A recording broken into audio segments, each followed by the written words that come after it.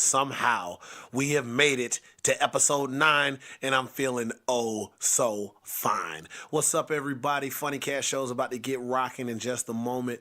Just want to let everybody know that we're getting closer and closer to me blasting off for the UK. I just want to give a big shout out to those that came out, to Rockstar Pro, to IWA Mid-South, and also to New South. Unfortunately, it was a bit of bad news for your boy Odison. Decided that he wanted to stick his nose into my business, and now I am no longer the New South champion, just the freelance champion. Slight tears rolling down my face at the moment, but we're gonna pick up, we're gonna move on, we're gonna make things great again. It's all good. I'm here to give you that new hotness, that new goodness in the form of a new episode of Funny Cat Shows. I also want to thank those who have been supporting the movement in terms of hashtag do no harm. And remember, we still have the shirts and we have the buttons for sale. I will be giving a list of dates momentarily before the show gets started proper and whatnot for anybody that's looking to get a hold of me before I run off to the United Kingdom, to the land of T. Crumpets, Wade Barrett, Idris Elba, BBC, all the good things that country has to offer. So make the most of me while you can still get me, man, because a month without Suge D can be a very, very rough experience, if you get what I'm saying. Either way, got an episode coming for you. Just going to give you a little bit of dates and on to the next. Holla. It's called Funny Cat Shows, the operative word in that trio being shows, and I've got plenty coming up for you just like this. January 12th for Freelance Wrestling in Chicago, Illinois, as I defend my freelance championship for the very first time against Darren Corbin. January the 13th and the 14th for PWX Wrestling in North Carolina for their annual X16 tournament. Join myself and 15 other of some of the best and brightest superstars on the independent wrestling circuit as we battle for Southern wrestling supremacy. January 17th in Dayton, Ohio for Rockstar Pro Wrestling. January the 18th and 19th for IWA Mid-South and their big doubleheader in Memphis, Indiana. And January the 21st for One Fall Wrestling in Cornelia, Georgia, out of the infamous Landmark Arena. And in February, I want to give a big shout out to my UK mates over there. We got a big tour planned for you guys as well too, and the dates are as follows.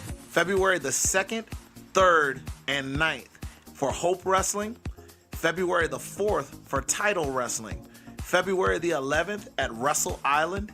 February the 18th for WPW Super Clash. And February the 10th and the 24th for Preston City Wrestling. United States, UK, Mexico, Japan, the moon, just holla at your boy Suge D at Sugardunkertonbro at gmail.com, or visit me on my Twitter at Sugardunkerton or on my Facebook at Sweet Sugar Dunkerton. Message me. Let's find a way to collaborate so that we can get your party jumping right in the ring.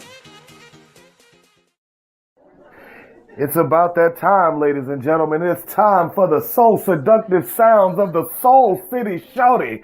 Ladies and gentlemen, welcome to the stage, Sugar D.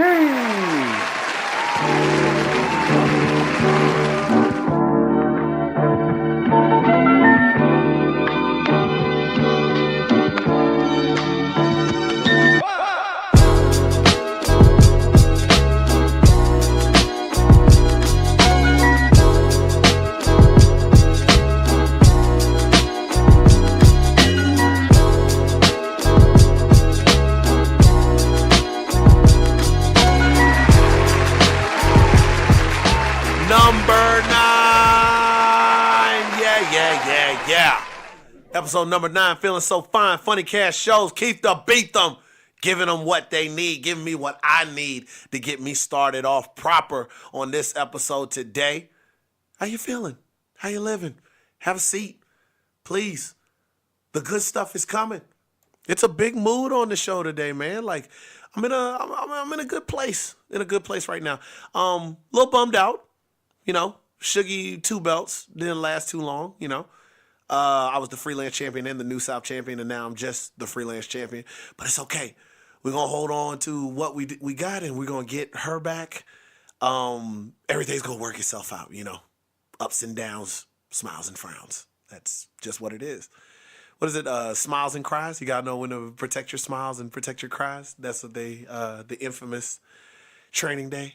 One of the lines that isn't exactly getting quoted because pretty much all the quotables are Denzel's, not Ethan Hawke's. Yeah. So, I just got to thinking about what I wanted this episode to be about. Usually I got a clear idea the week before about what I want to talk about. And as it turns out, I was torn. I was going a little bit back and forth on what needed to be said this particular episode. But then I got to thinking, and I started thinking about some of the stakes that have arisen in my life getting ready to come up. As a matter of fact, as soon as this week, some stuff you already know, which is the UK tour coming up. Very, very excited about that. Still taking dates. As long as there's holes in the calendar, I will take them. I will figure it out. If you want to have a show at 12 midnight on a freaking Tuesday, I will do it. I'm available. And that would be Sugardunkertonbro at gmail.com, or just hit me up on the many various gateways of social media that I have. But there are some things that are going on that I can't, I just can't talk about yet. One, so much so as not to jinx them. Two, just hoping that good things come about. I'd rather tell you about something after I know it's concrete that it's good to go versus like, wish me luck, guys, and then it doesn't materialize into anything. It could be a bunch of nothing. I'm doing everything in my power to make sure it is something, but for the time being, it's just gonna have to be a little bit of mystery that hopefully you'll be able to put the pieces together for, or maybe you might be able to solve for yourself as we continue. Just know it's something possibly very, very, very good. I just need that opportunity. I need that chance. And I'm doing everything in my power to make sure if the opportunity presents itself, I run with it. Which leads me to what I finally decided to make a go off of, which is opportunity. The word opportunity come up a lot. Mostly just because I'm in a business that's surrounded in an entertainment aspect, so a lot of the times it's just based off of who's giving a shot or who's going to take a chance on you. But it's not that opportunity and the chance at it isn't relatable in so many other things in life. If she or he would just give me the shot, I know I can make them happy. Or if the job would just give me this one opportunity, I know I could prove myself and I can make a better life for yourself. Opportunity creates the actual avenue to be able to do better things for yourself, to come up, so everybody's fighting for it. There are some times where people will do some really jacked up things just for the sake of an opportunity, not even a promise of what it may bring at the very end, but opportunity is everything in this life. And I see two categories in most cases. It's either people doing everything in their power to make sure that they're the one to get the opportunity, or people who have them and it's like they don't even realize or they don't even try for them. And both sides can be very frustrating, but I'd rather side with the people that are doing everything that they can to make the most of any possible opportunity that they can get versus the ones that have opportunity just laying all over the place, like they're in a lake dying of thirst. Like, how's that even possible? And it's a shame when you see situations like that, because I almost feel like they don't understand or comprehend that anything that's worth something in this world, I feel, is born of an opportunity. Like, an opportunity is everything in this world, especially a real one. Not, every opportunity is not the best opportunity, and every opportunity is not for you. Some of them are those Dario Cueto, Lucha Underground, unique opportunities, which have some grave consequences when it's all said and done. 2 Lucha Underground references right there. Awesome show if you're not watching it. But the opportunities that are true opportunities, real ones that lead to just really changing people's lives for the better, you can't put a price on those. And you have to be ready to fight for those and lay everything down on the line if you really, really, really, really want to change your situation. I was presented with one of those a few years ago, and it put me in a position to be able to do it again in terms of being able to take advantage of another opportunity to be where I'm at now, to be able to release this for you, to be able to apply and put more effort into being able to pursue my love, which is professional wrestling and traveling and entertaining in different facets. Like, I don't just plan on doing ring war stuff, you know. I want to get involved in other things as well too. Like, I get to thinking about it sometimes. If I'm able to find the time, like, I like to be able to do plays or, you know, comedy or other little things like that. It's just I'm putting the effort towards what I love and what's making me good money now. Well, good money, but it could be better money. You know, let's be real. I know some people get weird about this. Like, you shouldn't do it for the money.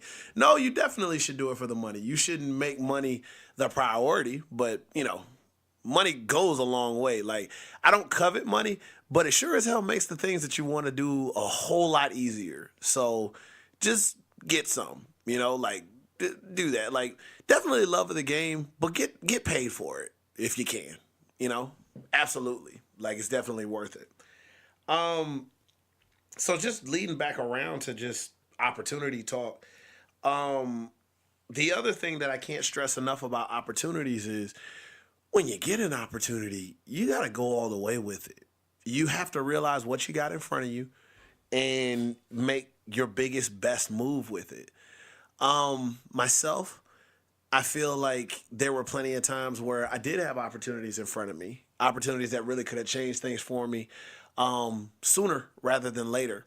And I know some people like to get into the spiritual realm and they're like, you know, well, you know, it just wasn't your time, or, there's a higher picture or purpose as to why you didn't get it when you got it. But I'm also a firm believer in the fact that sometimes an opportunity was placed, and in terms of, not to get all spiritual in this piece, but sometimes fate places things in front of you and then it's on you to do the rest. And if you don't follow through with the rest, there's consequences you have to live with. And there are plenty of times where I talked the talk of wanting it, but when it came down to it, I didn't follow through. And this episode of Funny Cash Shows will probably be the most self-depreciating of the episodes, because I kind of got to get on myself for this. And the reason why I'm getting on myself for this is because I got to make sure that I never do it again. And I haven't done it since, and I appreciate the fact that I haven't done it since, but especially with what's ahead, I cannot put myself in a position again where I don't take advantage of an opportunity all the way and give them everything and leave everything on the floor. And I just remember having a very huge opportunity at that and not. And I learned something about myself and how people perceive when you don't do that. And it's that time to talk about it. Now, I'm not going to act like I haven't discussed it. I was actually a guest on a podcast one time before and I discussed it, but I don't think that podcast got the circulation that I was expecting it to get. So, as the phrase goes, if there's a story that you wish to see told, you must be the one to write it. So, I got my forum, I got my audience, and today on Funny Cash Shows, I am going to deliver it again, the way I want to deliver it, not to somebody else's standards or whatnot, about a time where I had an opportunity right in front of me, and all I had to do was just go for it, and I didn't. And it has to be told. It needs to be told. Because if nothing else, this isn't just an accountability episode for me. This hopefully is a driving episode for you in terms of whatever it is that you're afraid of. I don't want you scared when your opportunity comes ahead of you, because You are good enough. You are bright enough. Haven't you been working so hard for whatever it is that you've been trying to chase? You know, if you were going to lose it, shouldn't it be to everything else that was trying to hold you down, not yourself? And I never want anybody to go through that or feel that, because you shouldn't be your own worst enemy. You're supposed to be your biggest cheerleader when it's all said and done. And hopefully when we get to that portion of the show, you'll learn from what I didn't do. And fortunately, when I learned that very hard lesson, I changed my life in a huge way and how I lived it from that day forward. So we're going to go pay some bills real quick. We're going to take a moment to, let you just settle in the intrigue real quick, the Batman factor, where it's like, what happened, same bat time, same bat channel. I'm just going to let that marinate for a minute so that when you come back, your ears are super primed and ready to listen to what it is I got to lay down for you. And that's going to be Funny Cash Shows. So we'll see you in a minute. We're going to pay some bills and we're going to holler back. Yeah. Depression affects approximately 14.8 million Americans each year. It's time we fought back. Professional wrestler Tara Calloway had high hopes of showing those who struggle with depression that they are not alone in the fight. Those hopes have now been turned into a project that is dedicated to helping those who are wishing to find a different way, a positive way of being able to battle their depression. Dropkick Depression offers an online help center and resources for those who wish to reach out and get help handling their depression, as well as also offering fundraising and awareness campaigns to bring light to the fact that depression is not just a mood. And suicide is a very large and growing problem in our world that we are trying to help prevent by showing value in those who have to deal with this. Dropkick Depression also has the resources for you to be able to organize and put on events, be it professional wrestling shows, 5K runs, or other creative activities to help bring awareness to this cause and bring light to the growing troubles of depression in our society. You can find them at dropkickdepression.com, and you're also able to reach them on Twitter at Operation DD. That is Operation DD. Please help us kick out at 2 on the fight against depression. And remember, you are not alone in this fight. Reach out, let's make that hot tag, and let's fight depression together.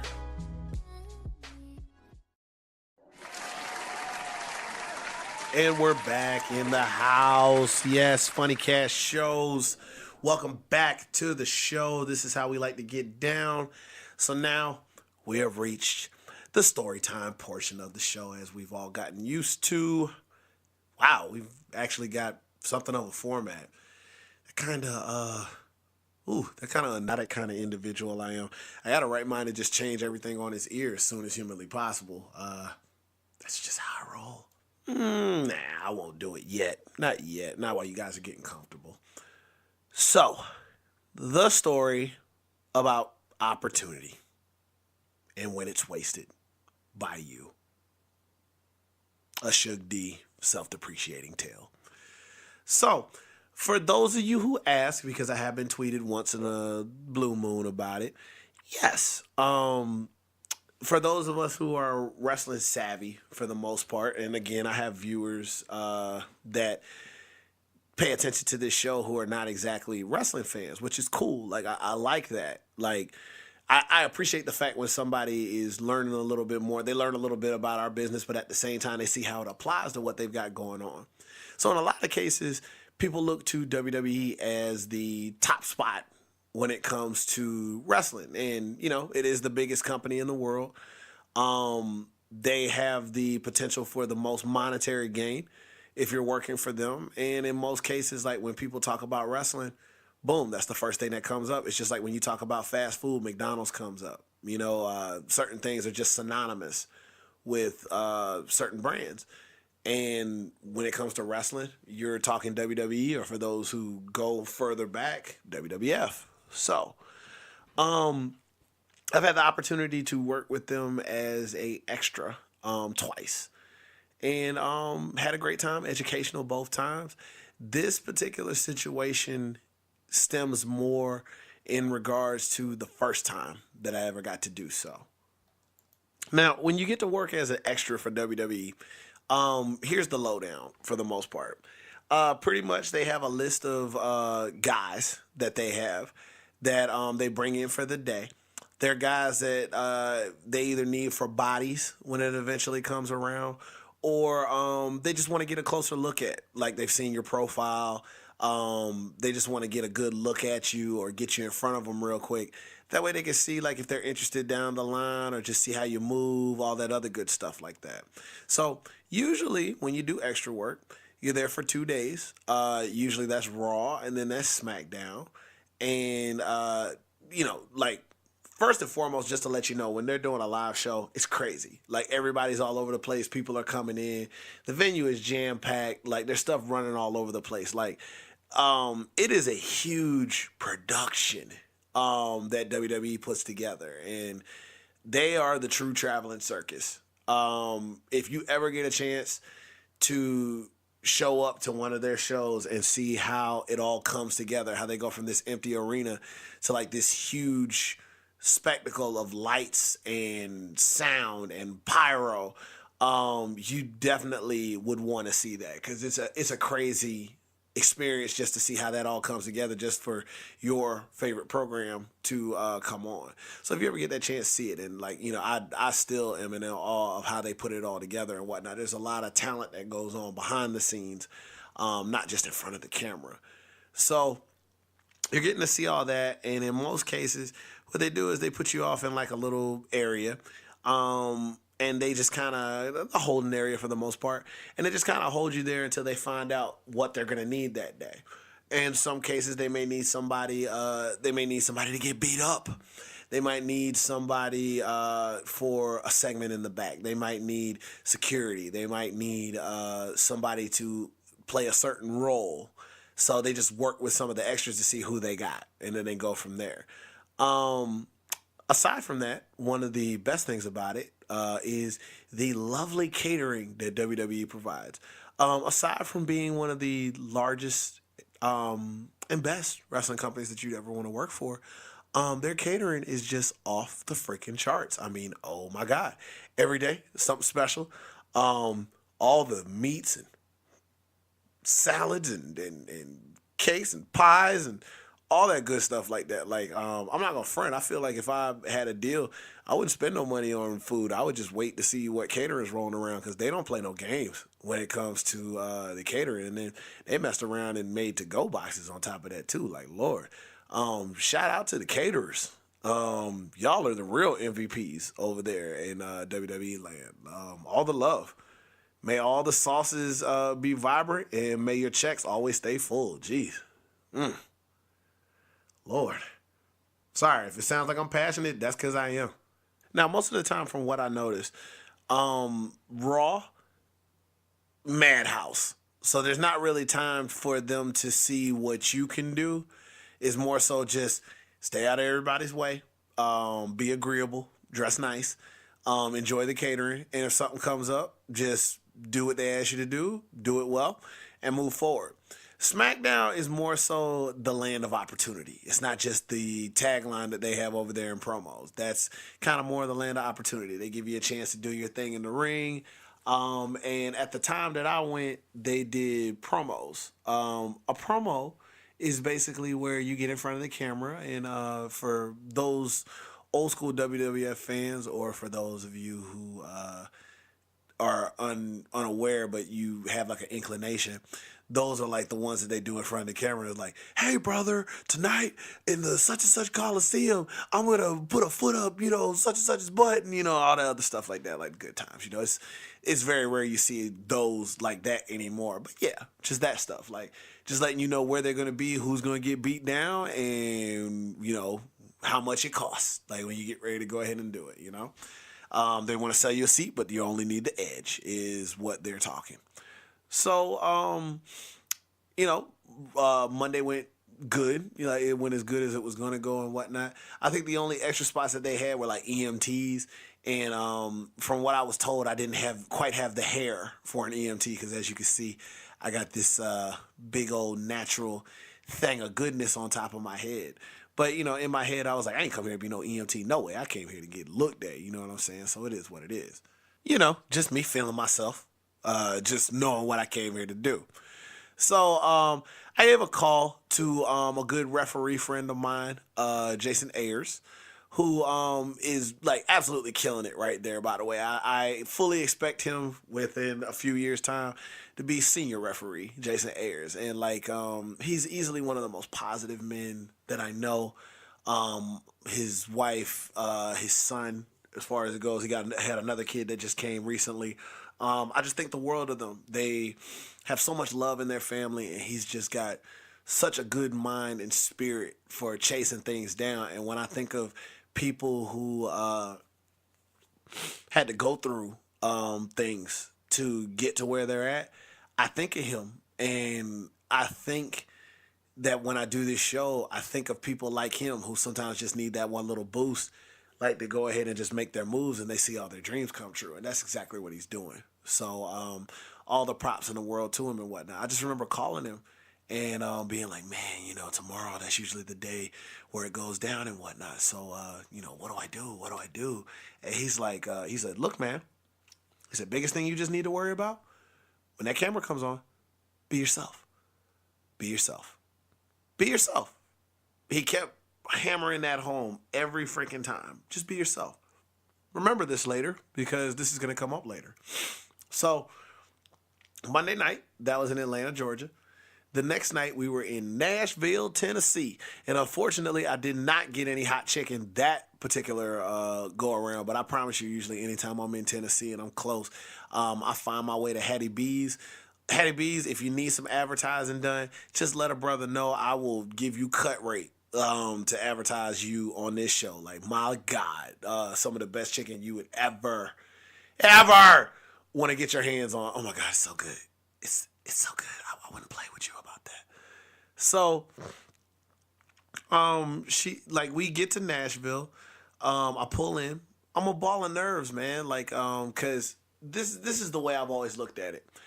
The way I do my thing in the ring, I always feel like the entertainment part, like the talking trash, the strutting, the having fun, the partying. I feel like I've always got a handle on that. I ain't got to worry about that. Like, that's just me. I don't have to turn that off or on. It's usually the ring work that I'm always worried about. I'm always worried about, like, okay, I got to make sure I'm doing this. Am I busting this with the right amount of intensity? Am I doing this? Am I doing that right? I'm way more, if I had to pick which one I would have been way more worried about, I would have been way more worried about the match portion because they, in a lot of cases, they give you like a little 5-minute match. I was more worried about the match portion than I was when I actually got in front of the camera. Again, that was me being super confident in my abilities. I'm, not worried about that part. I got this. I'm Shook D. I got this. Right? With a question mark. So I get there early. I got my singlet all set up, and this is when I was still doing the basketball gigs. So, like, I had the singlet that looked like the Harlem Globetrotters deal going on. Went out there in, like, my best pair Converses that I wrestle in because, I had to go with the aesthetic for the gimmick. Feeling myself, man. The confidence level was sky high. And it felt good the moment that they were like, all right, you guys in. And you step in the middle of that ring, and it's like, man, this is it. This is it. And I just remember, like, having that little bit of pressure, but just the moment that I stepped in there, it's like, oh, yeah, this feels good. And you look around, and you got, like, the different wrestlers, they're eating their catering, or they're just sitting around, and they just want to see, who's trying to get a shot, or they're talking over their matches, but they're just taking a look at everything that's going on. It's in an empty arena. So it's mostly just the suits and the talent that are taking a look at what there is to offer. And I went in and I did my thing, like I acted like there was like 1 million people there in the crowd, and even though there was nobody, this was everything. It felt right. So went out there, did my thing, talked my trash, did my best to look good doing it. And, so far so good. Like, I feel like they received me. And they received the gimmick. I got a lot of compliments in terms of the gimmick and the basketball thing and whatnot. So, like, I was feeling myself. It was like the hard part, like the hard part's over. Like the ring work, man. This is the part that's gonna kill you. And it's like, no, like you aced that. So it's like it should be all downhill from here. Like they're gonna want to sign you right after you get finished, cutting this promo. So I'm like, yeah, man. I go to catering feeling like the man up in there. It's like, hey, everybody, what's going on? Suge D. You'll be sharing a locker room with me soon. Like if you don't mind, let me get that yogurt over there. I see y'all got that yogurt over there. Don't be housing the yogurt. So before I talk about the promo room, let's talk a little bit about feeling yourself. There are absolutely positively times that you need to feel yourself. You absolutely need to know that you are, forgive my French, the shit to you. Because a lot of people aren't going to afford you that opportunity to make you feel that way. And a lot of times in this world, they're quicker to tear you down than they are to build you up. So you have to have that confidence in yourself that you can get it done. At the same time, you got to remember nothing's promised. And just because you feel like you're good at something doesn't mean that you don't come all the way with it. Like, man, I'm so good I could go half speed and it'll still be awesome. No, you go full speed because you got to let people know. And that leads us to the promo room. Waiting on the promo room was kind of like the doctor's office. You got the lineup of all the guys that are looking to go in there and do their thing. And you're just waiting. And it's just a little room, white little piece of paper next to it, promo room. When you go inside, high definition camera waiting on you, a few guys that are important to the office sitting down, and you're in front of a screen, and then you do your thing based off of what's going on. So I just remember one of the guys going in there. It apparently went really well for him, and then I was next up. Everybody kind of gives you that good luck or that pat on the back, like, you're going off into war or something like that. And that's kind of what it feels like. Because that's when I really came into play. And you'll understand after I explain the next portion of it, where, what's the best way to put it? It's one thing to go out in front of a bunch of people and get dropped on your head or fly over the top rope or whatever. Bearing your soul is a whole nother thing. It's on a whole nother level. And I got in that room and, I looked at the field. It was an office dude. There was Brooklyn Brawler, who was working there at the time. And then William Regal.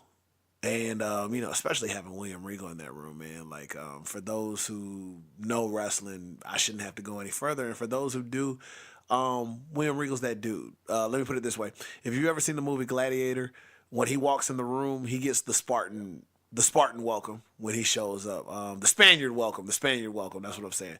You remember when like he earned his respect and then he walked in, everybody's like, Spaniard. Everybody's bowing their head and all that other stuff like that. That's the kind of respect that he commands, and he's earned it because he's that dude. He's done everything that's worth doing in this business, and his knowledge is ridiculous. And if he says something is good, chances are it is, and if something's bad, then chances are it is. So people respect his opinion at that too. So I walk in that room, I stand tall, like I'm standing confident. And there's like, okay, we got the camera set up and whatnot. What we need you to do is just when we give you the green light, just go ahead and just talk. Just tell us about you. That was very far from what I was expecting them to ask me to do when I got in there. And I had a very important choice to make. I can make two choices. One, I can say all the things that they expect to hear and play it safe. The other thing is I could tell them about just the things that I've sacrificed and what I've gone through and how this just nerdy kid has done so many miles in places just to be here for this moment where his WrestleMania moment may very well be in front of this camera telling you that he wants a WrestleMania moment. There's so many little things that I could have told him, and I didn't.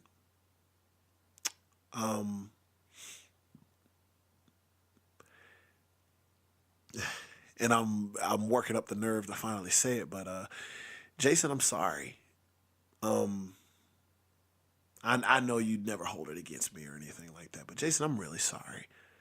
I walked in there and you told me what to do. You told me to be real, and I couldn't do it because it felt like every moment that I ever had in my life where I tried to be real with people, they just wouldn't accept it. Either they just didn't understand it, or they didn't receive it, or they didn't care. And I just ended up feeling more foolish than when I started. So when that red light came on, I don't even remember what I said, man. It was just a bunch of rhymes and clever stuff. And it was like wrestling promo 101. Like, I mean, like for your average indie, I'm sure it was fine, but there was nothing real about that. Like, I gave him Shug D. Like, I didn't even give him Shug D, because Shug D is when, like, I started getting super unfiltered and I just started being real about who I was, you know. I didn't even give him Sugardunkerton, you know. I gave him Splenda Dunkerton, you know, that artificial sweetener.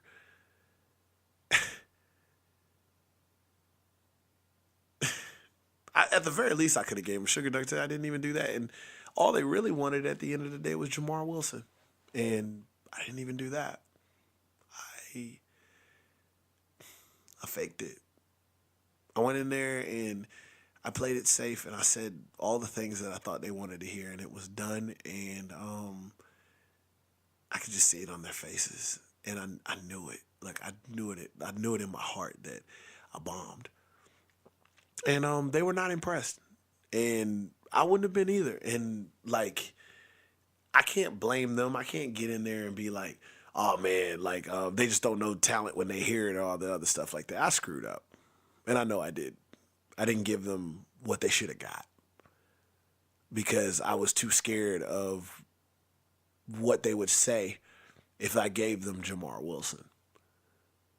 Because any other time Jamar tried to be Jamar, Jamar just got shitted on, you know? And, God, I need to stop having these, I thought I was done with the emotional episode. That's kind of why I did the episode that I did last time, because I didn't really want to talk about anything. But I didn't want to have a bunch of back-to-back emotional episodes, and then here I am, you know? But, it's real talk, man, you know? And I remember one of the guys in one of the office guys being like, apparently he knew of my work and he researched it. And he was like, yeah, he's like, "Guy, I was just expecting, after seeing your stuff, I just expected so much more than what we got." Which hurt even worse hearing that, because it's like, here's a guy that knew what I could do, and I didn't give him any of that in his house. And probably one of the most heartbreaking moments, I just asked, I was like, "Hey, you know, I know I got a better one in me. Can I try again?" They said, "No, we don't have the time." I walked out of that room defeated. God, they didn't even get a chance to reject the real me. They rejected the front I put on that I thought they wanted. God, that's low. That's sucks. That's the only way to put it. You know, and I had a lot of time to think about that. You know, I thanked them for their time and I appreciate it, but I knew I wasn't going to get called back anytime soon. And, you know, it really made me reflect and think about how I was, it really made me reflect on how I was going about my career at the time. And then that really started to begin the genesis of me stepping into Special Dark and then eventually Shug D, as you know. Because everything up until that point was just me being who I thought people wanted me to be. And I was content with that. I was okay with that. But for me to really resonate and to make good with people, to touch people in a different way, I had to become more than a gimmick or a character or a front. I had to start being okay with bearing the parts of me that I was scared to bear prior. Was in the heart of the biggest wrestling company in the world. And all they asked me to do, after everything that I did to get there, the only thing they asked me to do was just bare my soul a little bit, and I wouldn't do it. I was still too embarrassed to do it.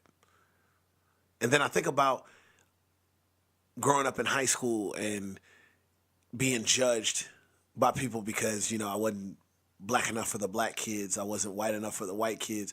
I wasn't depressed enough for the goth kids. I didn't know enough rock for the rock kids.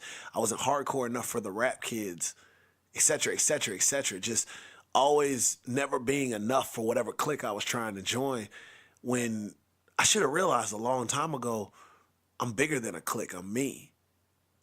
And the moment that you become bigger than whatever the stereotype of the clique is, that's when you resonate with people. Because you become your own person. You can't get typecast anymore. And that should have been me that day. That should have been me taking the chance on who I was and what I'm about and what you see in front of you. And I didn't do it. And I failed myself and I failed a lot of people, but I found myself that day too in failure. And it seemed like every day, every month, every year after that, I just started being more myself until here we are. And I'm here to tell you, being yourself is the scariest thing that you could possibly do in this world. Because, the court of social media always has something to say about anything that you do, or everybody's got an opinion about what you don't do, or you do, or what you said, or what you should have said, or what you didn't say. It's hard to be an individual. It's rough to be an individual because it's almost along the lines of like they don't value it without having everything to say about it. But at the same time, that shouldn't be your problem. You got to love you. You got to know that you are enough for whatever it is that you're trying to chase. Even if you fail being you, great, awesome. That's the best possible thing that you could do, because at least you did it on your own merit and your own abilities, not fronting, not what they thought. Don't let your perception fail you. Be you. And I'm sorry if this particular episode isn't a ton to laugh about today, but it's coming from like a very real place because I'm thinking about what's ahead and what's to come. And I'm scared. I'm just telling you, like, real. I'm scared. I worry. And the last time I felt like this was Nashville. But I guarantee you this, I'm in fear. But all the good things that I want are on the other side of fear. And furthermore, fear made me dive inside myself and fake it. But experience, but wisdom is going to remind me that next time that red light is on, in a huge way, I'm going to be as real as humanly possible with them. Maybe uncomfortably real. But I guarantee you they're going to know everything that I'm absolutely about. So whenever your red light moment comes up in life, when you have your opportunity to give them true realness, whatever it is that you're about, just do it. It's better than the regret. I promise you that. And with that, that ends a, I hate to say sobering edition of Funny Cash Shows. I promise I'll be funnier next time, but sometimes it's more about the message than it is the funny. And just know that you need to love yourself for yourself because you're yourself. Funny Cash Shows. Holla back. This is Sugar D here, just letting you know that I do appreciate you for allowing me to slide in your MP3s right quick this week. If you wish to support the show, and by proxy me, feel free to visit www.prowrestlingtees.com/Sugardunkerton. I got the threads that turn some heads. Please order a shirt, look good in the process. Treat yourself 2017. Also, you can feel free to make a donation to the show by using the crowdsource link that's available on this landing page at funnycashshows.podbean.com, or you can hit me direct at paypal.me/SugD. paypal.me/SugD, please. We appreciate the money that jingles, but we'll gladly take the money that folds.